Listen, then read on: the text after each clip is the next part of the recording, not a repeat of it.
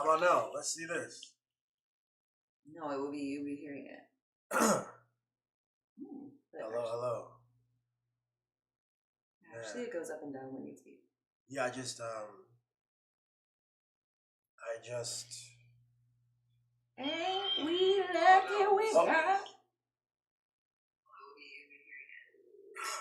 So it just started right there because I turned that second one on. All right. Well. Hello? Let's keep testing. I'm going to say hello.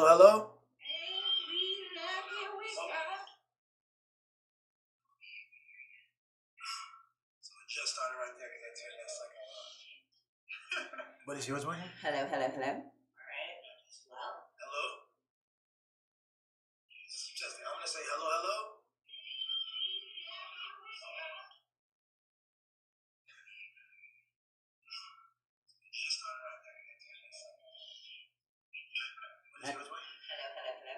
Okay. And then it ended? I didn't end it. Interesting. We're too powerful, babe. We're too powerful for the stream. That's crazy. Oh. Yeah, maybe it just does that. Interesting. Okay, so we're back. Okay. So you want to keep going or start over? What do you feel? Let's start over because I guess they didn't really. It was a beautiful intro. So this was our just little. We're just testing it out, folks. Mic check. 1 2 1 2. Let me. And I think maybe in post you can like chop off this. No, if we start over. Wait, when I say start over, I mean we start the stream over. Oh, I mean, like, what do you think? Let's see if Twitch is going right now. Let's start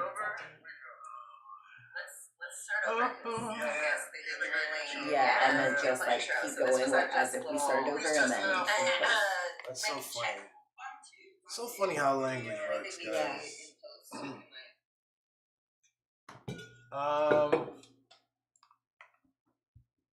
Whoever's watching now is like, what is going on? What doesn't matter?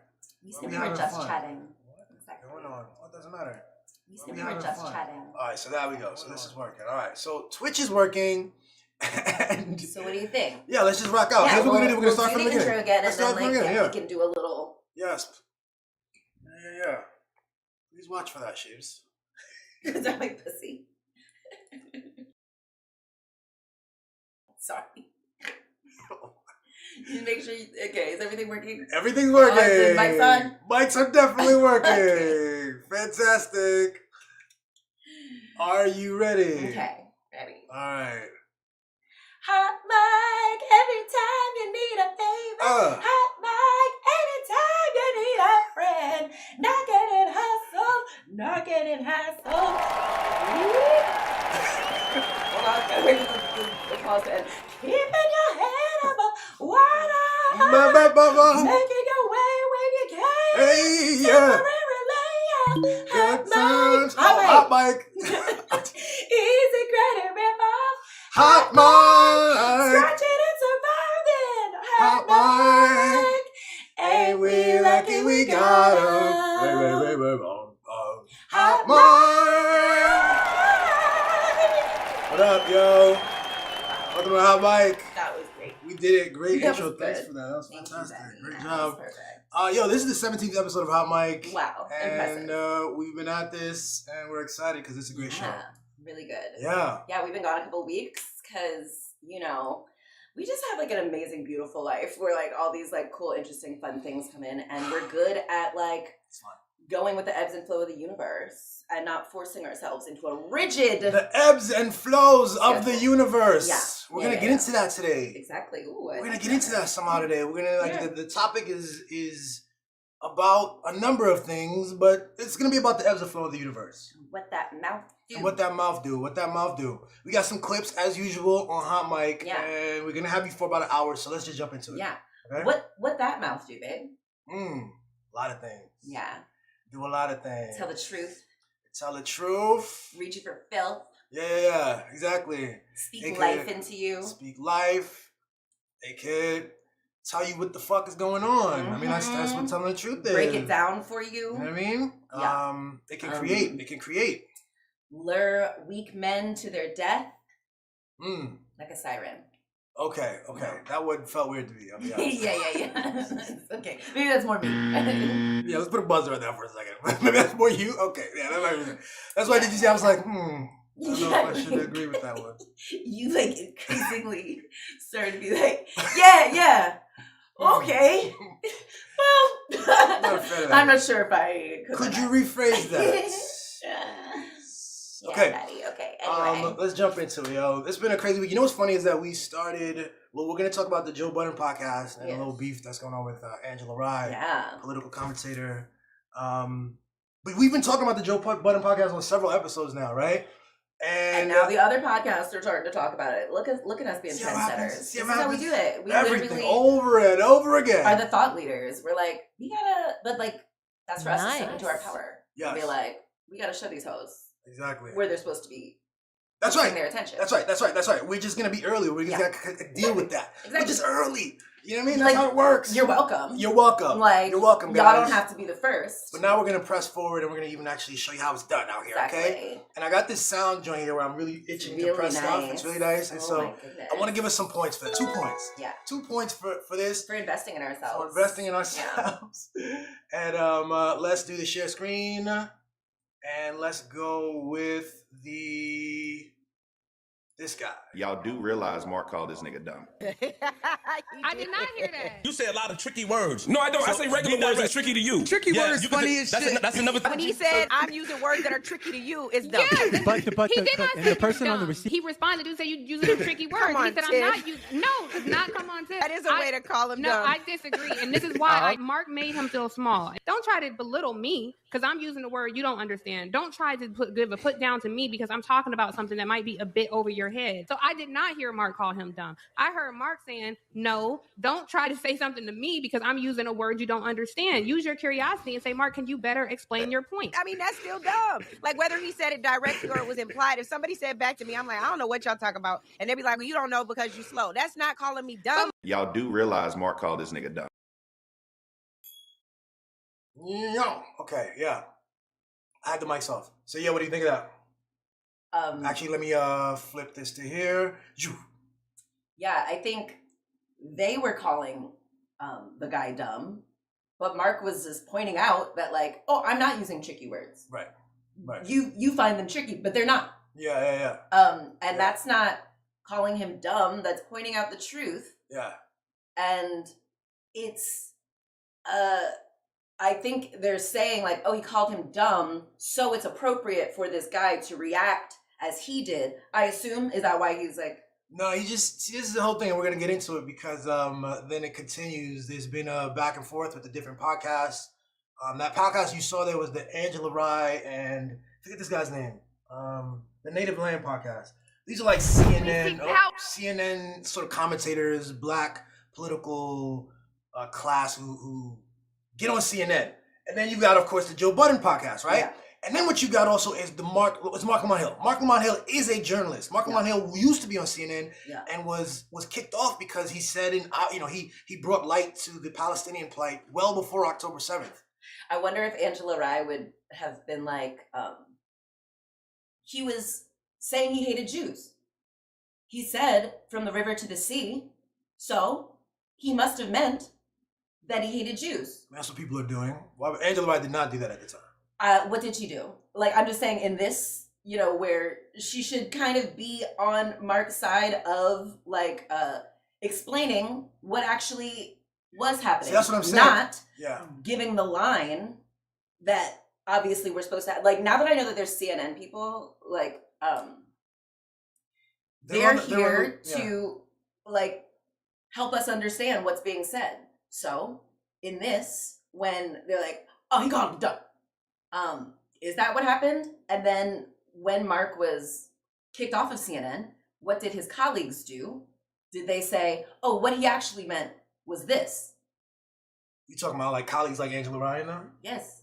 I don't remember exactly if she said anything or stood up for him in any way. I'm not exactly sure, to be honest with you. Like, I'm just saying, like, I don't think they did. Yeah. But I'm using the same logic that they're having is that like Mark is pointing out that like the words he's using are regular words that are not tricky. They wanted drama. That's all it is. They trying to up the drama. It's for fun. It's like we calling them dumb. It's like a little gossipy kind of thing that they had there. You know what I'm saying? And then, and the name of the podcast was The Dumbing Down of America.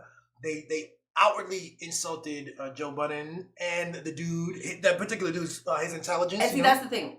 They were doing that, not Mark. Right. Exactly. Okay. Exactly. And they're trying to. Mark was saying, "Yo, no, I'm telling you what." So the dude said you use tricky words. Mark is just a very articulate person who has a vast vocabulary. That's all that is. And I think like black people, a lot of times we're taught to kind of dumb ourselves down so that we don't make someone who isn't as well versed in language as us feel dumb or whatnot. But like, that's actually not our job. It's not his job. And Mark is on the Joe Budden podcast to bring his everything, his intellect and his perspective. And it's not Angela's job, and that other dude, to keep us trapped in this like narrow window and view of what the issue is. Because I think like just from the little clip you showed me just now, it seemed like they were saying Mark called him dumb. And so of course the guy was mad at that. I see that. No, I don't even think that that's what's going on. I think that they're trying to set up like the barbershop online. And they just like... I guess I've never been in a barbershop. I don't know they do think that they are smart. Like this guy, I forget his name. Let's get into it. What's the guy's name? It's on the podcast. I can find it later. Angela Rye, Tiffany Cross, Andrew Gilman, Bakari Sellers. Part of his worldview includes the idea that there is a black politics and a way of talking about politics that he represents. Back into the Democrat Party. An intelligent person votes for Joe Biden, no matter what. I mean, that's what he was saying at the time. That's what black. Trump is the devil. Trump is evil orange man, and black people vote this way. I mean, it's what Joe Biden said. You're not black if you're not. I wouldn't be surprised if Karine and them told him that line to say. Anyway, long story short. So he's expressing that. He's like, yeah, y'all don't have a politics to. You can't even. He's defending Mark by going more than Mark would say. Mark wouldn't call the guy dumb, but he said he believes that the guy doesn't. You know what I'm saying? Represent. Black politics, the intelligent black politics. You see what I'm saying? And Mark does. And Mark is the truth. Mark is saying what he knows. If that's true, then why haven't they had Mark on their show? Okay, so let's get into that. Let's get into some of the replies and the back and forth that happened here. And I'm going to split screen, and I'm going to. I don't give a fuck about nothing y'all talking about over there. I got a problem with the people that masquerade as kumbaya, super black, all for the people, and I'll be the first one to tell you how we're different. I come on here every week and say we're less different than we all like. We just got different ideologies. But I'm not going to keep listening to people who in 25 years, I've never said the name Angela Rye. I don't give a fuck about nothing y'all talking about over there. I'm saying that respectfully. I don't come on here and say a word about any of that shit. I expect reciprocity. Don't claim to be super pro-black and then take the #1 black urban podcast and put that type of stink on it because you think you got a friend over here. That don't give you a license. And thank God there was a black-owned, independent media company there to pick up our good brother when he was misunderstood by other outlets. Talk about it. Why is that part not being said by pro-black native land people? Mark was a free agent. Y'all had a chance to bring him home. And didn't. So don't sit up on your platforms all pretentious as one of the Charlemites. I know you was one of the Charlemites and get to saying what Mark should and shouldn't be doing. Please, if you didn't discuss this podcast before, if by your own admittance you know very little about it, the woman Tiffany said at least 5 times that she don't give a fuck about these other opinions. All I'm asking is that you act like it. I don't give a fuck.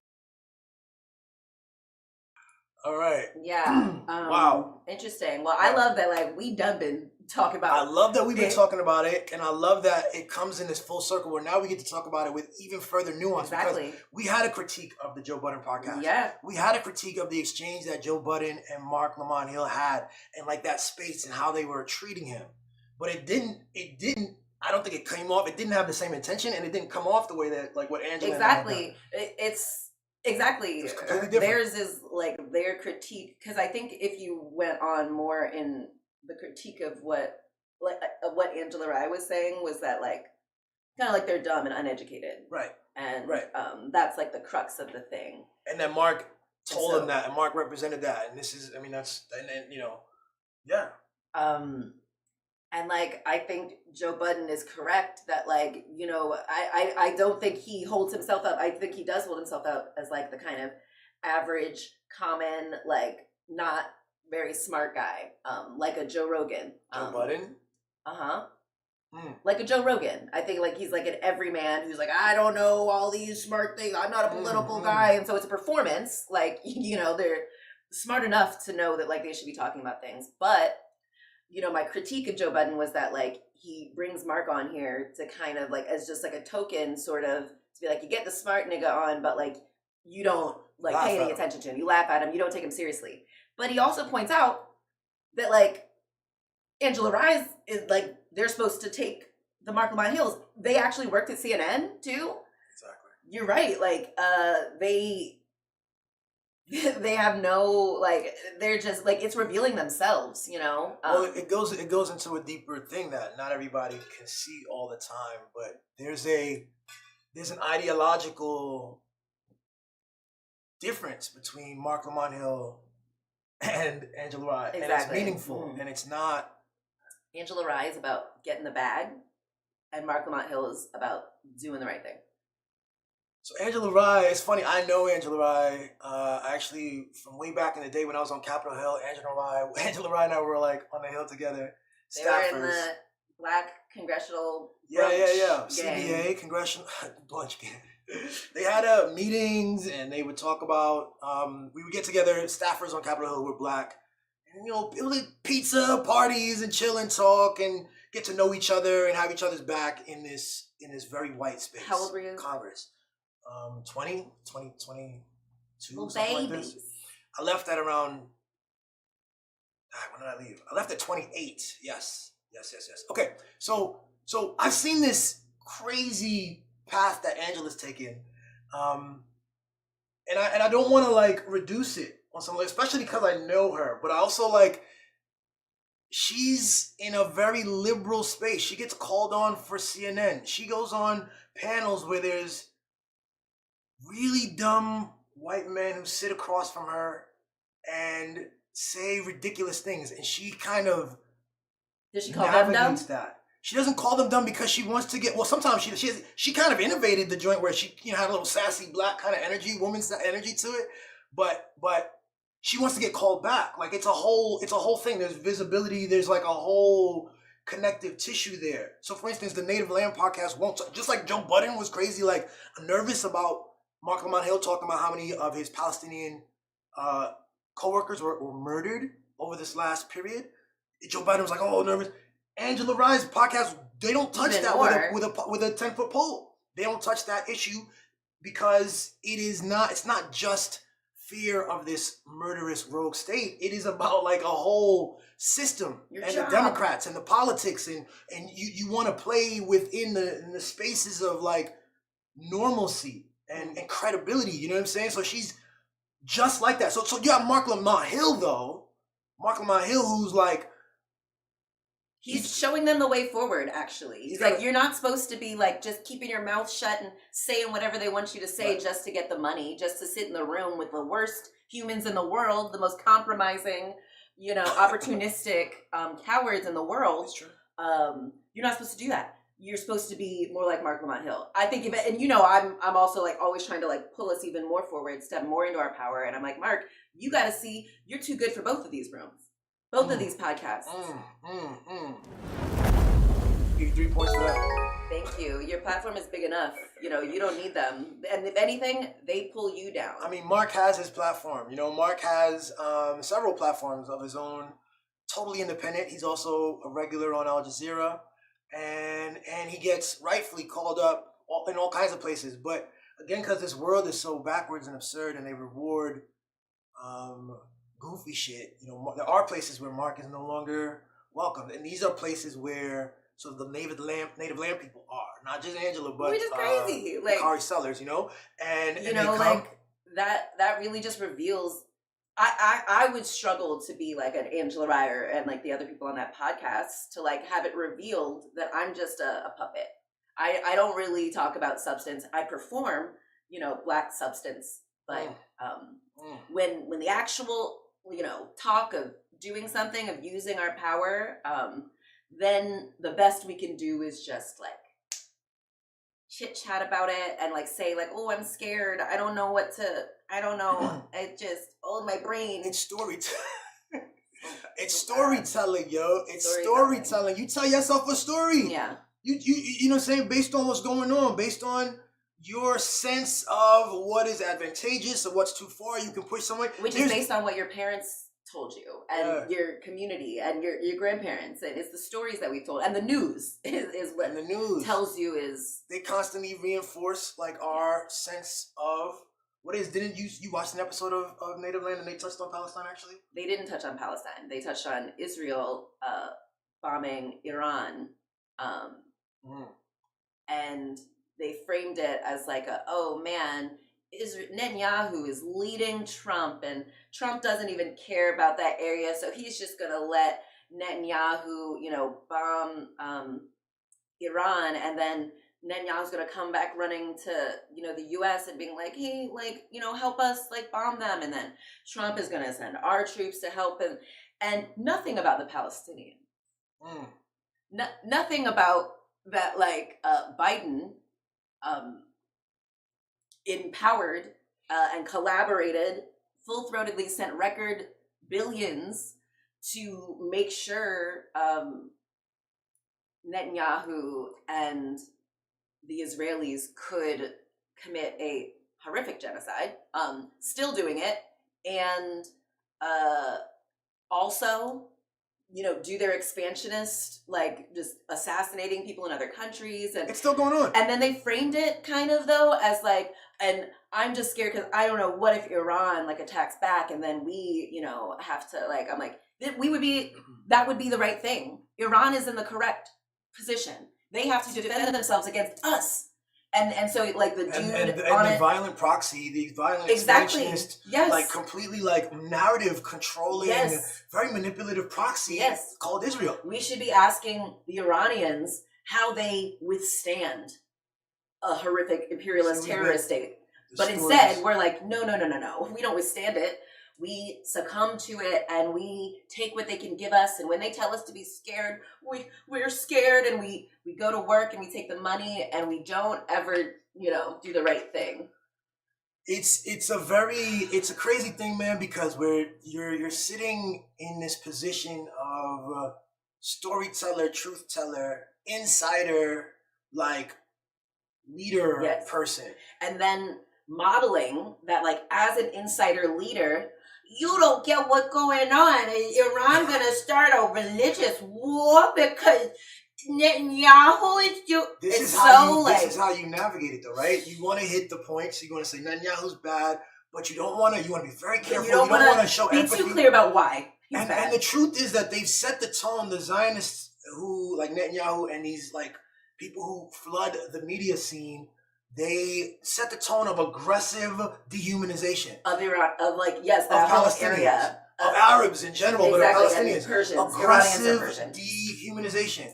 And so you don't want to lead unless you're grounded in your own understanding of truth and the shared humanity or fucking the law, international law. You understand this stuff, then you're not being led by that. You know what I'm saying? Exactly. And that's where Mark is. And so that's why when he asked the question, right, when Joe Budden says, how come you let my man rock out here? He wasn't picked up by the Native Land podcast. It does make sense. This would be the other biggest black sort of political podcast that makes sense. But ideologically, Mark would way too frequently present truths about Israel, about the Democrat Party, that would make the other four members like blush and unable to speak, and they would have to cut the commercial. So it just doesn't make sense. And so what one of the dudes on Native Land podcast was talking about in this segment that I watched, he had his statistics about these nuclear regulation boards say that Iran has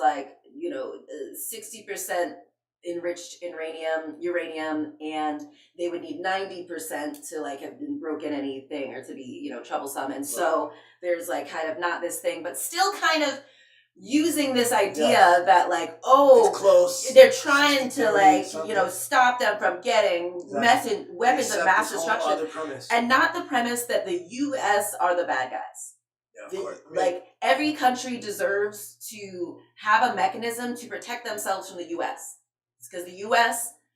knows that if you don't have a nuclear capacity, they can bomb the shit out of you. And so another thing the guy said, and the other woman we're talking about, and they're like, oh yeah, and Trump doesn't care about all that stuff over there, and now Russia and China and North Korea are trying to form together. I'm like, it's still modeling for Black Americans that the threat is out there, and it's not us agreeing to send our children to work for Trump, to work for Trump's government. That's the issue, right? The white people, the wealthy white people don't send their children to fight in imperial wars because they recognize they care about their children and their lives and their well-being. And they know their children have more options. And they're banking on Black people, assuming the best we can do is be henchmen. That's a radical position. You're talking about conscientious objection to military service. Because he also, the dude in the Native Land thing had talked about, we're no longer a conscripted military. It's a voluntary one. Right. And I'm like, yeah. So why the heck are we still volunteering for the thing how many more movies do we need about how messed up invading and murdering people who are just trying to defend their home, who are just trying to live? How messed up that makes you. Yeah. How many families does that have to destroy? Before we decide, maybe we can ask better for our children. Maybe our children can be more than just henchmen to white people forever.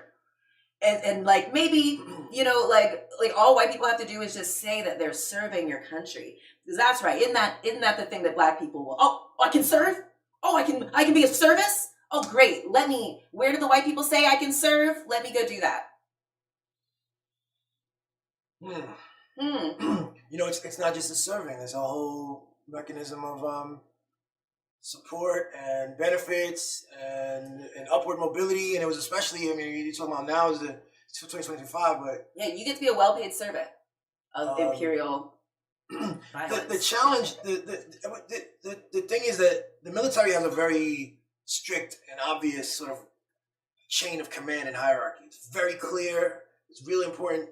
That's good and important for their goals, right? They don't play around with someone up here makes a decision, everyone else follows that decision. You signed up for that, blah, blah, blah, blah. The crazy thing is the media and this media space, even this independent media space that we're in right now, even as cable news is in record decline and all this stuff and the corporate stuff, we now have independent stuff. What I'm telling you is when you say that person brings up those stats that he brought up, or that he brings up this whole sort of this framework of Russia and all this other stuff, he's getting that from CNN and these other people. Exactly. Who are getting that from other people who are getting that from Tel Aviv, who are getting that back and forth, and they're all nervous and they're just reading the script and they're getting false information and they're just repeating stuff. So they're also doing and they're also fearful. That's what I'm trying to get at. Without that clear rigidity, without the clear structure, without these labels of it, of sergeant, blah, blah, blah, blah, blah, you still have this like sense. It used to be like the New York Times is this, it's the paper of record. And when they reported something, all the other papers would they borrow the language, the New York, you know what I'm saying? And there are outlets that have that same power. And so black outlets, black people, especially those that are tangential to these spaces, they borrow the language, they borrow the terms, they borrow the frameworks, even if it's not true. And that's my whole thing. Journalism is a space about truth. And it is a space of us giving language to truth, you know? And you see so many people struggling with that. Yeah. They could really learn a lot from Palestinian journalists. Like, they're actually, like, you're supposed to be risking your life to deliver the truth. See, the thing about it is the weird way truth is, the truth works, right? And we're trying to figure out about suffering. And truth comes from... Like narratives are, it's very interesting. Like narratives are everywhere. Words are everywhere. Yes. Information. I saw something where they were like, who would have thought we'd have so much information and yet people are so dumb? And I realized that thing we call information is just symbols and letters and words distraction, and lights. Yeah. The truth is there also, but it's just layered, like so much bullshit is layered on top of it. So much. And what is the truth then? Like, right? What is the stuff that becomes layered, that it becomes visible, that isn't truth? You find it in Black women. You find it in Black people. You find it in women. You find it in queer people. You find it in the oppressed. You find it in the immigrant. You find it in the Palestinian in this dichotomy. Yeah. You find it there because they are the people talking about the thing that the other side doesn't want to talk about. Frederick Douglass had the truth. Yes. Even though there were other presidents and people writing the history books at that time, Frederick Douglass had the truth, and there's a reason for that. Yeah. Which is why I go so hard against, Black podcasters who like Angela Rye, less so Joe Budden because he doesn't hold himself out as this but you gotta get close to the mic.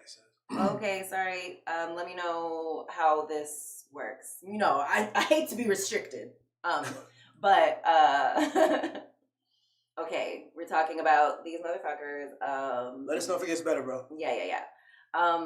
Yeah, so, they have a lot of power, actually, because, if Black women, and we're setting the tone, on this, clip that I watched of Native Land, the Black woman was saying, we don't have the power to affect global change.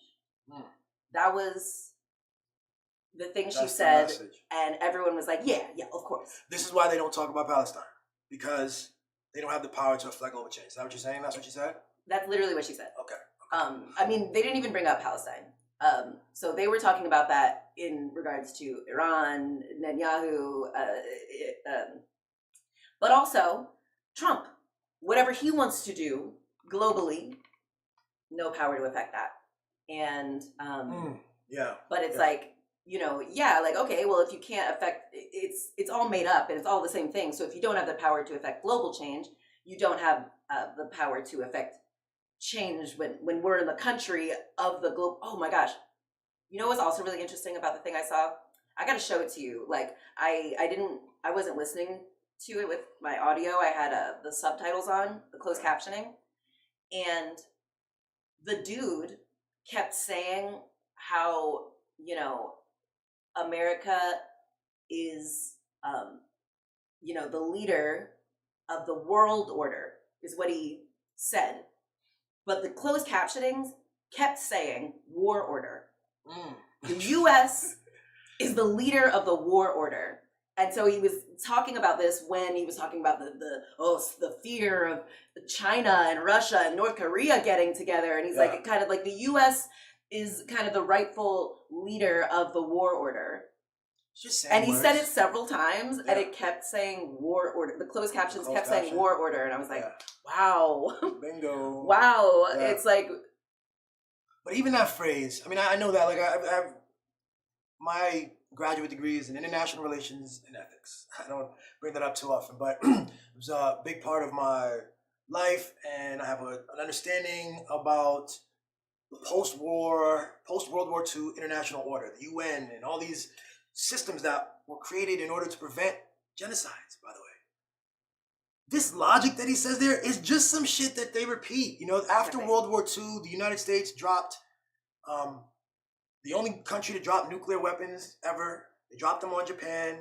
They had massive losses in Europe at the time, and the world was shifting, and the United States ends up being the winner.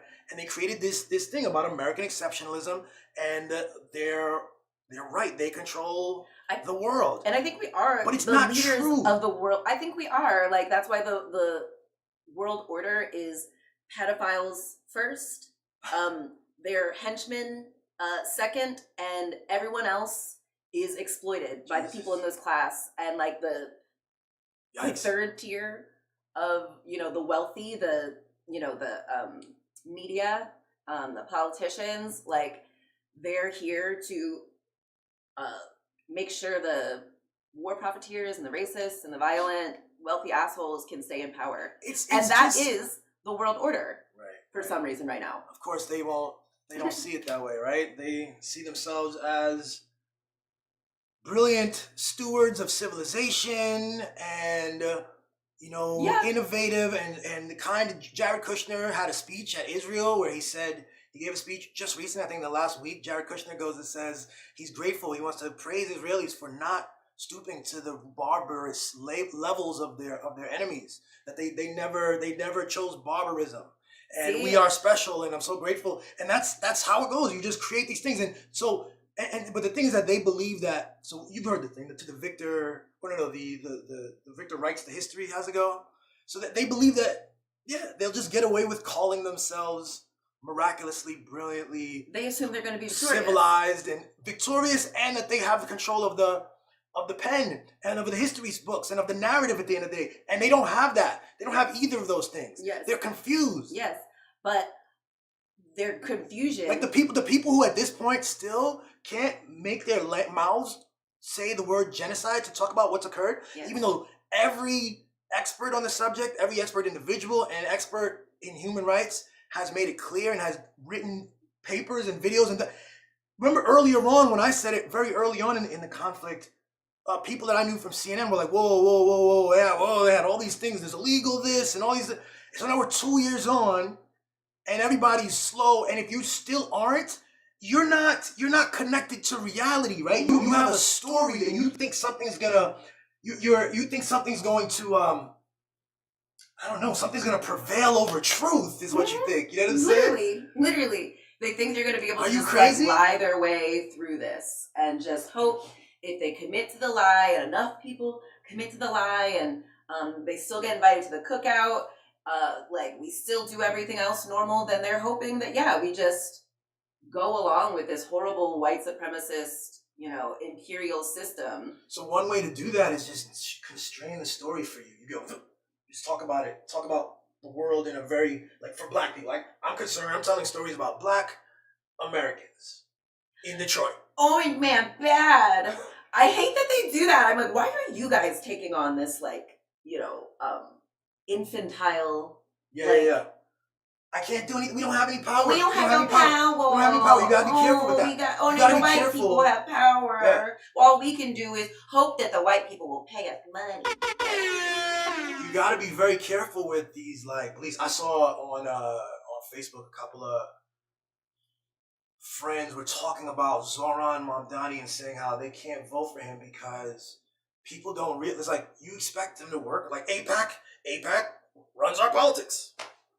AIPAC runs our politics. Why are you? So it's like, why would you fight? You don't realize resistance is futile. But they don't even realize that they're even like. They just accepted something. Yes, like it's a lack of imagination. It's a lack of understanding what reality is. It's a learned helplessness. Reality equals imagination. Reality is much more creative than what you think. Than what the white people tell us it is.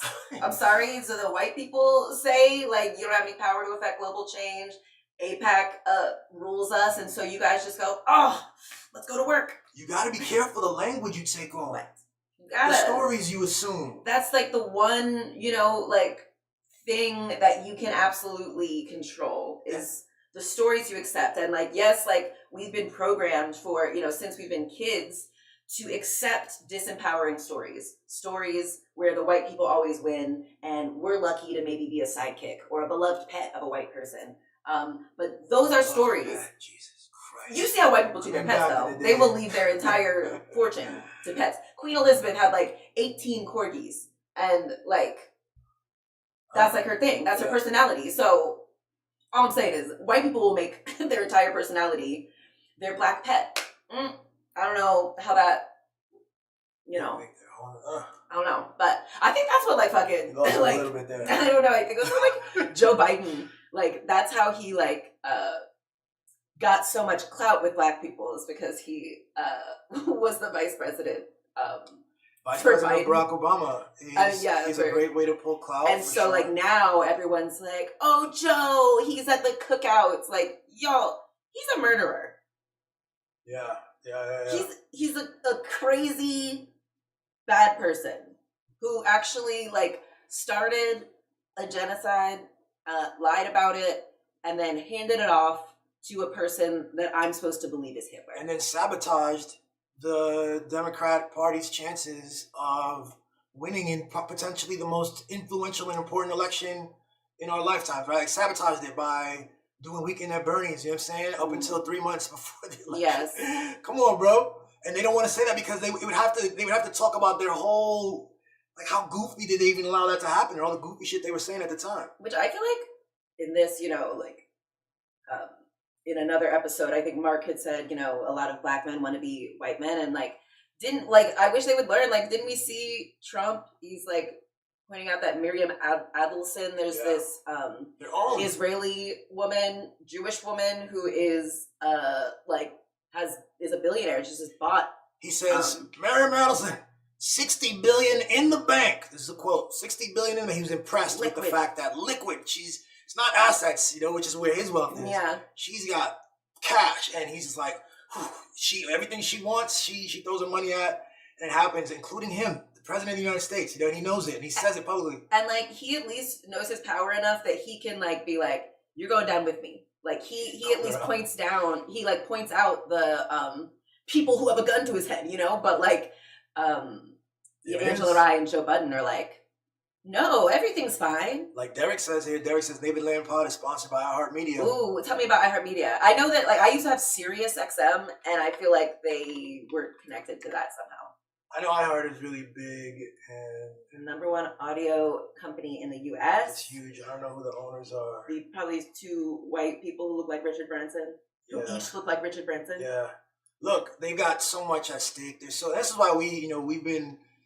As we've been growing here with what we do in our multiple ways, we've been noticing how lucky we are to be kind of small, to be where we are now, to be free to say really what it is, Ant-Man, we're so small, the big bad guys with all the power. Like, they can't touch us. They don't know we exist. Can't touch us. They're not even worried. They think they're looking at the wrong metrics. We're actually strong but mighty. Exactly. And really connected and brilliant. So exactly. And creative as fuck. By the time they notice us, it's going to be too late to stop us. It's too late. I love it. Great. Probably, actually. Can you do like iHeartMedia, Wikipedia? Oh yeah, Zionist.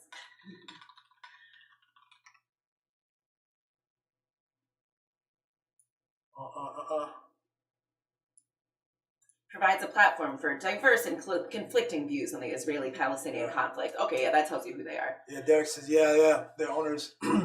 Yeah, I mean, look, they have in their employ probably lots of brands. You know what I'm saying? It seems like all kinds of stuff. Bob Pittman is their person, and he described himself as probably much more to the left politically. So he sounds like he's a CNN guy, like a liberal Zionist. Yeah, all these spaces. They have a podcast specifically designed to encourage Christians to stand with Israel. Yeah, I wouldn't put it past it at all. And so when you're in that whole thing, they're navigating something really ridiculous. And I think Joe Budden might be a great deal more independent than that. Yes, that's the thing. It's like we don't realize how free we are. We're still like listening to our parents and our grandparents about how, how little power we have and the consequences of trying to exercise our power in a different way than we have before. Yeah. Like, so we're so afraid, and like we've kept ourselves small. This is a new moment, everything's different. None of our ancestors ever had these technologies. These things, these microphones have never been cheaper. And there's even cheaper still versions of these that could do the same job. We don't have to be like given a platform, bestowed a platform by these white people. Like, that's not how it is anymore. And that's the thing, and that's why we said in the other podcast too, Joe Budden, at the end of the day, when he shows his fear and his inability to engage with Mark, it's also showing a limitation of his understanding. Exactly. He has 8 million followers. He gets to more people tuning to him than all those cable news stations combined. And it's a lack of trust in himself and in the power of his audience.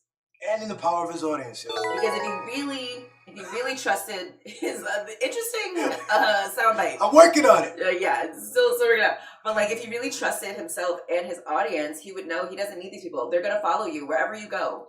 They are gonna whatever follow you fucking say. He's got something he wants. He wants his lane. He wants his lane. He also doesn't want to. But I'm so grateful, actually. Again, I said it. Remember, I said points to him for putting Mark on, because we need someone like Mark to be as visible as possible. Because what we have on the other end is a bunch of highly visible clowns, and idiots, and racists. So that's that. Let's get some. Let's drop the horns on that. That was a long one. Really extended. Okay, as we go into this next segment, maybe. Okay, let me. Like, I've told this story probably on my podcast, probably on this one too. But okay, there's this like elephant that like a circus gets when they're a baby, and so when they're a baby, the circus like ties the elephant up to a post, and they're a baby elephant, so they can't move the post, so they can only go but so far, and then the elephant starts to grow and grow, and eventually they don't have to replace the rope that's tethering the elephant, because the elephant assumes they're not able to break free of it, because when they were a kid they couldn't break free of it, and so as an adult they don't even try, and so they assume the thing that is still shackling them, they see it, so they assume it must have the same limiting effect on him, but it's all made up, and if they just tried, they would see that they're so much more powerful than not just the tether, but also the person trying to tether them. Free the elephants. Cheers. Boy, you get the horn on that. So this is about... Free the elephants and free black media, free black people from the shackles we've created in our mind, from the mental plantation we're still living on. It's powerful. Perception, awareness. Let's go to the second screen. Self-concept. Yeah. Awareness, self-concept, freedom. Faith in oneself and the divine versus faith in white supremacy and white supremacist systems. Facts. That's it. And that's why we're going to get into this next clip, because it's a great transition, actually. This is about Karine Jean-Pierre. Karine. Yes. Has everyone seen my great keffiyeh? Yeah, check that out. I think I already did this on the last one, but it is so nice. 40 ounces of water that I'm so grateful to be able to access clean water so easily. But yeah, it's Wear the Peace, and it's keffiyeh print. So yes, y'all should get it. I think all of a portion at least of their stuff goes to Palestine. Yes. Yeah. I figured we gotta use this one more. Hot mic, right? Yeah, burnt up. All right, it's hot. We're gonna split screen, and we're going KJP.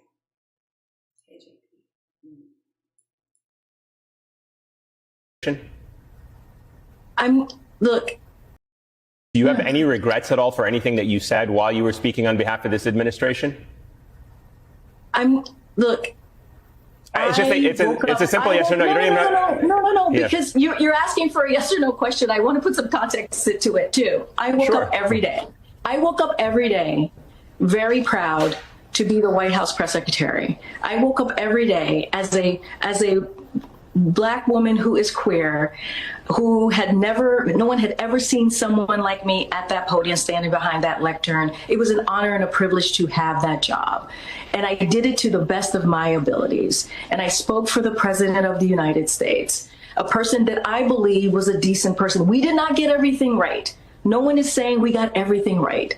No one is saying that we got everything right. No one is saying that. But we did it to our best of our abilities, and I worked very hard to do that job. And so I want to put it into context. And as you know, at the podium, you don't do yes or no question answers.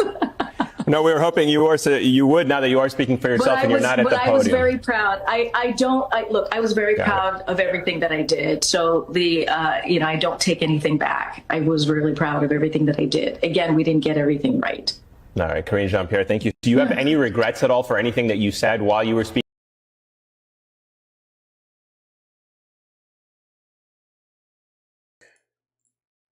Okay, yeah. I think, embarrassing. You see, setting back women, Black women, and queer people 150 years.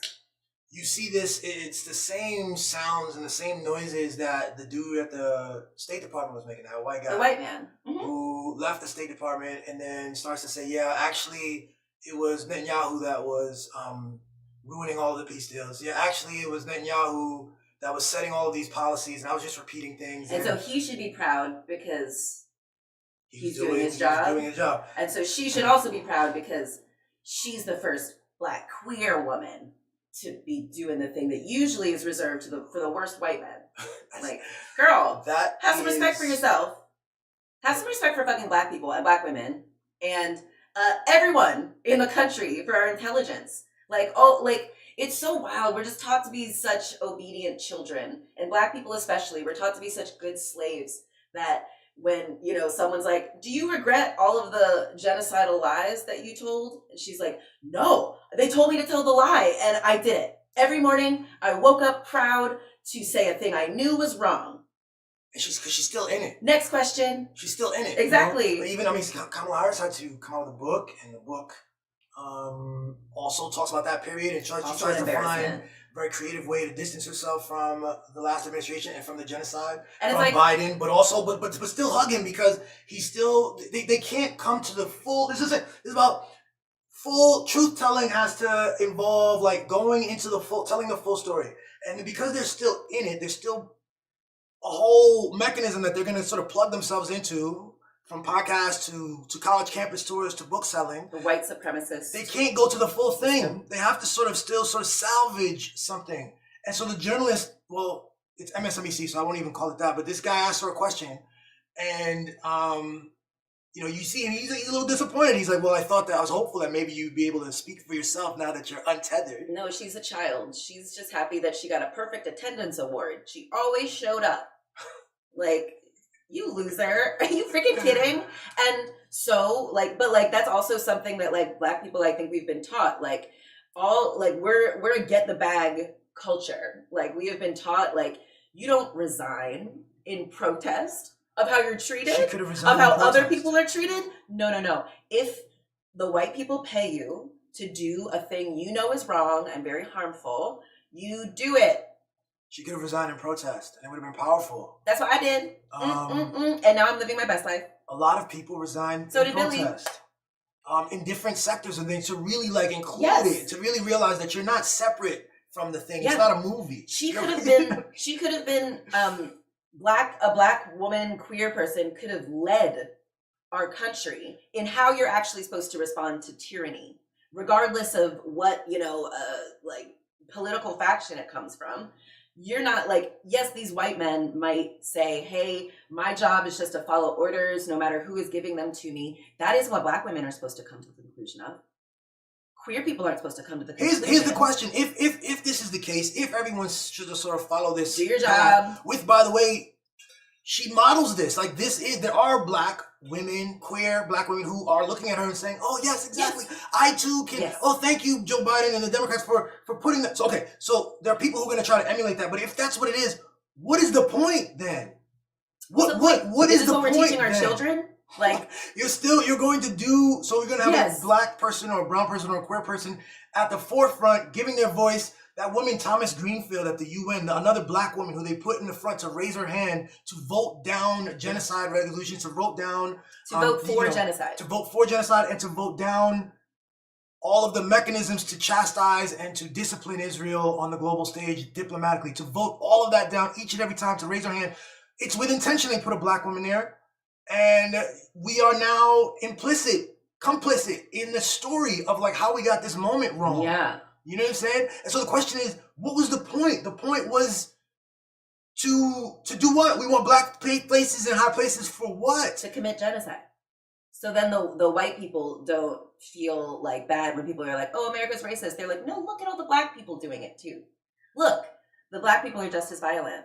And it's really crazy to see these Black people allow themselves to be used as literal mouthpieces for genocidal white people. Literally carrying the poisonous water of white people and telling themselves that like we should be proud of ourselves for how obedient we were. You not Black if you ain't vote for Joe Biden. You are not Black now, let's be clear. You are not speaking in full-throated support of the Palestinian people. Obviously, I mean, if you're thinking about what Black means as a political construct and a counter to white supremacy, that includes Israeli Zionist Jewish supremacy. That includes that, obviously. Yes. And your position is one of our fullest humanity. But the thing is that, when you tell a small story, when whatever the podcast is, whether it's Joe Budden or when you build an ecosystem where you define Blackness in a particular way, and you define what the struggle is, and you define who the bad people are, but you're also implicit with some bad people, and so you have to sort of you just pick a side and you play along. You create a goofy world. You actually rob us of our autonomy and our ability to see what is real. I think when you define Black people as victims who are simply powerless to really stop anyone with actual power, like a white person. Yes. If you're just a victim, the best you can do is try to stay on the good side of, your victimizer. And it's crazy that we've just like let this become kind of the respectable place, like the consolation prize. Like this is what like the best Black people can kind of do. Yes. I mean, really this strand has always existed, obviously. In any case, there's always, whether it's slavery, Jim Crow, whether it's, post-civil rights, Black capitalism, there are people who are in positions to gain benefit in the main. And they move, they move, they try, and they figure it out. And then the question is, when you get there, how deep do you want to play in that thing? As you see how crazy it gets, as you can see with this video, Karine she's gonna be navigating this. People are gonna be challenging her for the rest of her life on this question, and she's gonna continue to have this sort of, what she says is like, I'm just one of every Every press secretary does this. This is what I'm just another press secretary. She's just doing her job. You know, and this is her chosen sort of path out of that. You know, best of luck, man. I couldn't do it. I had to figure out a way to speak very honestly because it was crazy to me, and I'm so lucky that I saw it happening fairly early on in the game. It's you know, it's not gonna work. Like it didn't work for white men, you know, who just were following orders. So it's definitely not gonna work for Black women who were just following orders. So you don't have any as a Black woman, you don't have any space, grace, room for you know, Black women's success defined as being able to navigate American politics the way Karine has, and to reach those heights and to be so proximal to power and money. No, it's super easy to do that if you don't have any morals and you're just willing to do whatever power and money says. I mean, should we be proud of Clarence Thomas? Exactly. No, absolutely not. Should we be proud of Xavier Dussault? You see how they've done it. He's a Black man, exactly. A young Black man who's stayed off the streets, right? And he's making money and he's in all these rooms. Should we be proud of him? Should his ancestors be proud that they, survived the Middle Passage so that his dumbass can be the best overseer they could be? No, I don't think so. I think if anything, it's like embarrassing. Like it's girl, like, you know, sure, maybe white women, like they're so close in proximity to the thing that they aren't able to see how they're working against their own interests and how they'll never be accepted. So it's not, it's only going to work against them. So she must be one of the dumb ones. She must be one of the really stupid, really, she's like a pick me. She wants to be picked so badly by white people and cis people that she's like, whatever you want me to say. What do you want me to say? Oh, the white people are have too much shame to vocally support the genocide. I'll do it. You could see her squirming up there the whole time. Yes. I think at some point she just made a decision. She made that bargain. I think she's surrounded by people who do not like her. I think she's surrounded by people who obviously want her to, have the soul loss that comes with having to do the bidding of, genocidal maniac. I really think it would have been a beautiful story. Yes. And actually, like where she is now, independent, she would still have this voice. She'd be able to, like she's here now, post-Biden. Mm-hmm.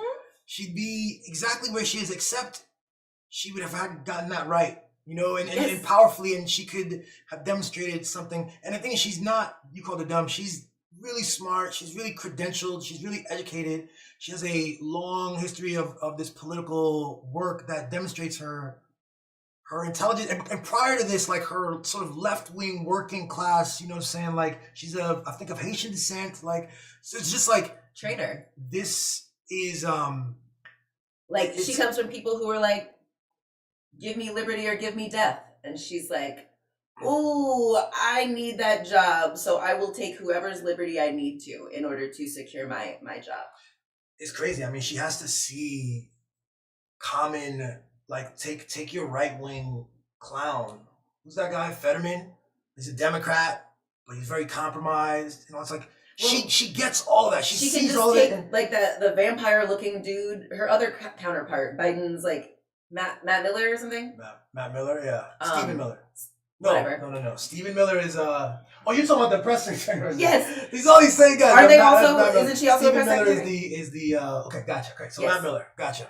So another evil person, who we're able to see his evilness because we recognize like white men's capacity for evilness. So if anything, I hope this is like teaching us like, Black women, queer women, our evil is going to look slightly different, but like, no, not really. It's the same. She did the exact same thing.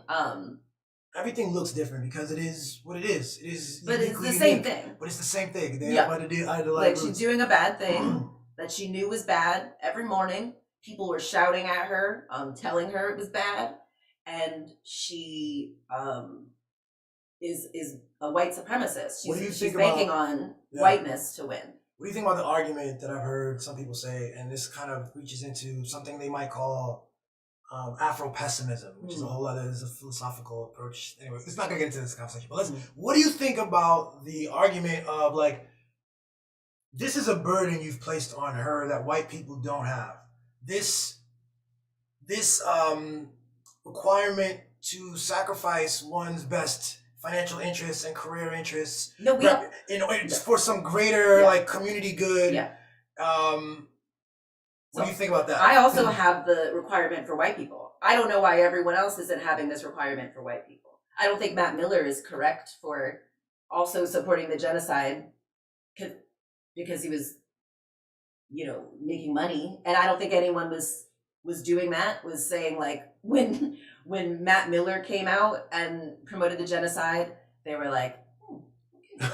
Right. And when this black woman came out, they were like, oh, hey, you know better. Like, that's not what was happening. So, I mean, it's a made up argument that isn't based in what's happening. Right. And also black people, I'm sorry, are we letting white people set the standard for our behavior? If white people don't do it, we don't have to do it. If white people don't free the slaves, we don't have to do it. If white people aren't refuse to be not racist, we don't have to do it. Come on. It's one of the features of this society that is really backwards and in need of transformation and growth and like a pull towards truth and love, right? Is this feature of just like, you just meet the bar and you just coast over. Exactly. And so the bigotry of low expectations. So if we say like, just get in the room, it's actually very easy to get into these rooms. It's full of, I don't know. Some of these rooms, the gatekeeping is insane. You don't get into those rooms speaking the way that you do, the way that, you did. She had to it's difficult to speak how I get in. It's difficult how I, like, exactly. Not everyone just speaks the way I do. Yeah. Right. And so. Oh, it's easy. You just have to choose to exactly. You just have to shut your mouth, actually. Yeah. You don't have to do anything. It's very easy to get into these rooms. You just shut up, pretend you don't have a brain, pretend you don't have ears, and you don't have the ability to process the information coming through. There is a script. Exactly. There are buzzwords to hit. There are words to avoid. And they're like, say these words, don't say these words, and you'll get your paycheck every 2 weeks. So it's not a difficult thing. And we'll support each other, and this is why it's very important to be around people who can ground you and stuff, because they'll support each other in this vernacular and the avoidance of things. Again, Mark Hill shows up and starts to challenge and talk about the Nakba or something on the Native Land podcast. Everybody freezes up. Like, they go, what do how do you do? Talk about Hasbara. Talk about the propaganda, the very powerful, and expansive or quite prevalent propaganda campaigns, right? They were okay. How do we even? Let's talk about it. This is what is. This is what is occurring. Yes. There, this is what. It's like, and there's like no harm in talking about it, but they can't even talk about it. No. Babies, they've gotten so afraid, and like they have this idea, this fear of Donald Trump is going to take away our free speech. Well, look what you did with it when you had free speech. You used it to say whatever the wealthy white people told you to say, and then you shut up when they told you to stop talking. So now you don't get free speech. Use it or lose it. You gotta step into your power. All of the people we've mentioned today are powerful people, actually. They are. And they are choosing the world that they exist in. They're choosing a... Very interesting, magically, very, Yeah. They're choosing a white supremacist world in which white people have all the power, and black people, we're just happy that they're not lynching us. Am I right? Really bad, guys. Really embarrassing. Really embarrassing. Cut my finger. Oh my! I'm bleeding on my finger. Oh no, Daddy. It's all good. Yeah. But yeah, like we're just so powerful, and like this lack of ability to evolve. This Karine says, "I was very proud of everything that I did. I don't take anything back." That's like a childish inability to grow. It's like an evidence. I know you keep saying she's smart, but like that's not a trait of a smart person. Like the inability to recognize you're doing a wrong thing, you're telling a lie, correct, and recognizing afterwards that you're supposed to course correct. She recognized that, like, nope, I'm supposed to go to work. There's a whole thing that she's a part of. There are invitations to be received, and events and parties to go to commemorate the Biden, administration coming forward. And if she were to be more like, she would put some distance, there are headlines that she would have to, that would come from that, and she would have to talk about what that means. And just to start the thread on what this whole genocide campaign has been and what the Zionist thing has been, to start the thread on that would open, like, she's not prepared for it, and the problem is she doesn't really trust in herself or trust in God. Herself. In truth, it's faith. The people around you are there's the stories. They also so don't stories. trust in God and in themselves, and they're like, no, you'll never. What is win. truth? You don't have any power. Ground yourself with that. I feel so proud of myself for like finding all these the hardest part for me when I was speaking out in when I was working for the government was in finding opportunities to speak. Because once they realize, like, oh, you give Sheba a microphone, she's gonna use it. she's gonna freaking use it, and it's her literal job to have a microphone. And so the idea that she would get, I don't know what to do, but like, girl, mama, come on, like, nice. I would have. I mean, we're giving you 3 points, and I just want to say for the people on my podcast, well, this is hot mic. Do people know what you've done in your government and all this stuff? I don't even think so. I'm gonna have to do a quick brief on. Sheba worked for Social Security for 11 or 12 years, but left in the last 3 months. And in the year prior to that, in this whole period post October 7th, post genocide, Sheba has been subtly finding ways to challenge her peers, her employees in the workplace. Even when it was remote, she's working here right over in this closet on to the left. They'd have these Zoom meetings, and Sheba would interject questions about like the children who are protesting on campuses, about like how to raise children and prepare them for a world where schools are being bombed and all kinds of things like this. And it just led down this really interesting path where I thought you navigated it so brilliantly. And you at several points I was like, like, I quit my job, I'm trying to figure shit out, and she was like challenging this one. I'm like, I dare you to fire me. Steady. I dare y'all to fire me. That's literally what I was like, go ahead. But you literally were, and the way you approached it was so brilliant. And the powerful thing is what? You couldn't fire me. Well, they didn't fire you. You left on your terms. I didn't lose. And you couldn't lose because you're grounded in the truth. It's gonna fold itself out. You know what I'm saying? But you did get pushback. You did get a reprimand. Which doesn't mean shit. Yeah. I like, my goal was to speak the truth. And so once I did it, mission accomplished. I was successful. Things changed. Exactly. Things changed in ways that I can't even see right now. Yeah. But also, like, I think a lot of people who, even after I'd done these things, like, were like, careful, don't lose your job over it. I didn't.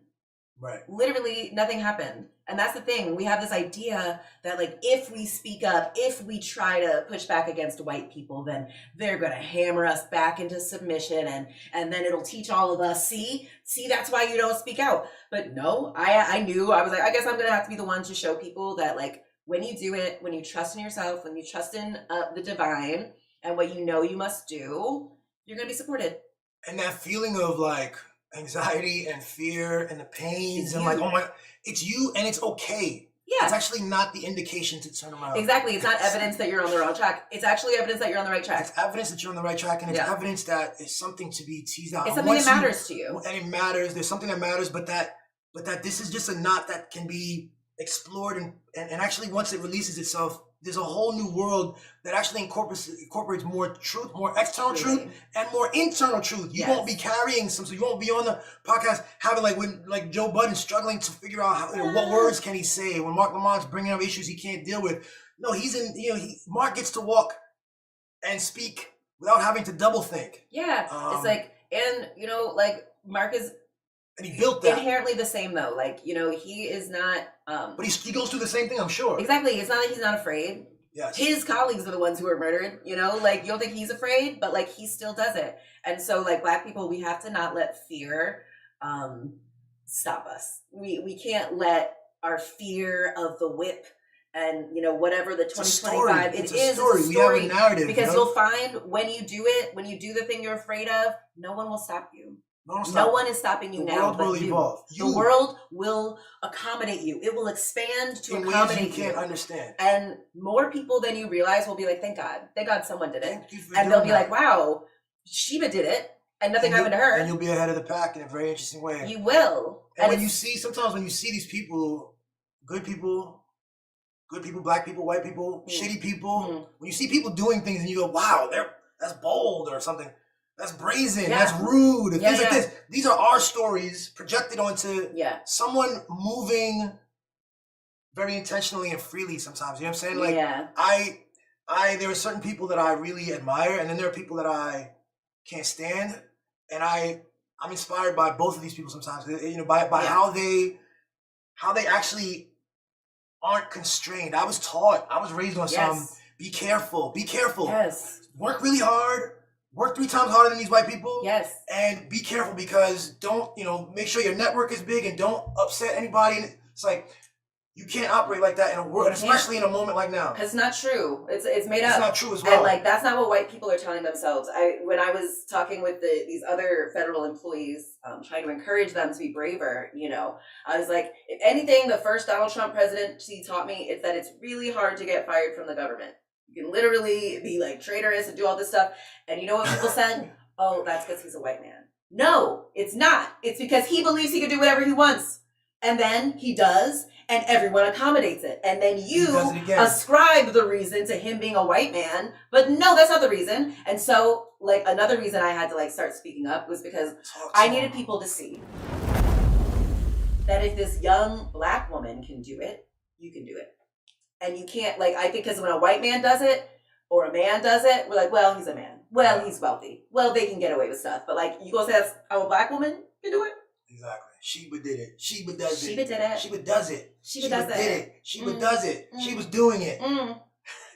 Sheba done had it. Sheba done did it. She had already done had hers. There it is. Yo. Yes. Yeah. That's great, yo. That was a great episode. That was really good. Good job, powerful. I'm so proud of us. Multiple points here. Yeah. We're just getting better and better. Each week, each moment. Nice. I got one. A lot of fire. You like that? Nice. I can actually get your voice in the there. flames. Oh, yeah. You see this? Nice. Yo, until next time, follow us on my page if you're not already following. YouTube, Billy.Bunton. And my wife is on there. She does See Like Sheba. See Like Sheba. I'll be going on later today. She has a different show. She'll be going on later today. Yes. Thanks for checking us out. Peace. Ain't we lucky we got 'em? Hot